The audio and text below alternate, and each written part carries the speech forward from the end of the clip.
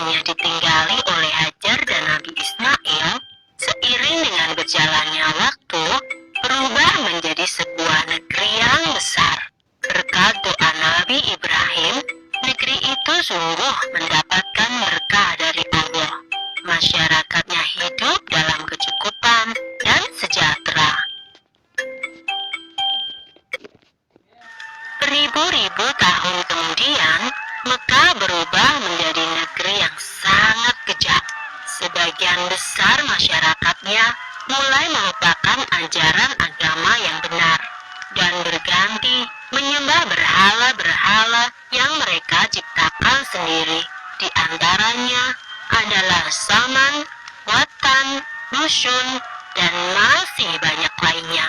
Semua itu adalah Tuhan yang mereka ciptakan dari batu, kayu, ataupun logam. Kaum Quraisy menganggap harta adalah segalanya. Bagi yang memiliki harta paling banyak, dialah yang akan menjadi pemimpin. Demi mencapai kehormatan dan kedudukan, mereka menghalalkan segala cara.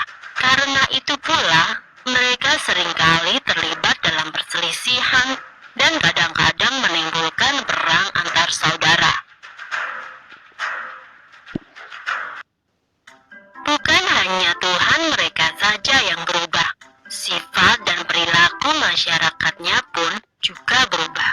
Kaum Quraisy yang secara turun-menurun menguasai Mekah dan Ka'bah mulai membentuk kelompok masing-masing. Mereka sangat berkuasa dan kaya raya. Namun kekayaan itu mereka dapatkan dengan cara yang tidak halal. Merampok, memeras rakyat kecil, berjudi, curang dalam berdagang, dan perbudakan yang sangat kejam.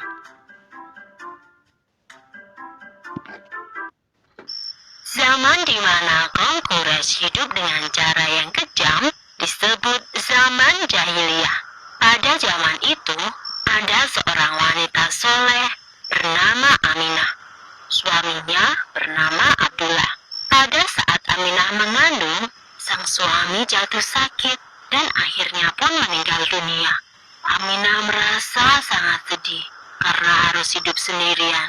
Pada suatu malam, ia bermimpi melihat bulan jatuh ke pangkuannya.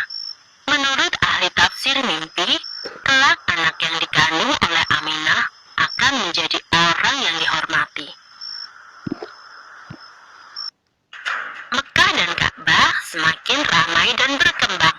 Orang dari segala penjuru selalu berkunjung ke Mekah untuk beribadah dan juga berdagang. Kemajuan Mekah membuat Abraha, seorang gubernur di Yaman, merasa kesal.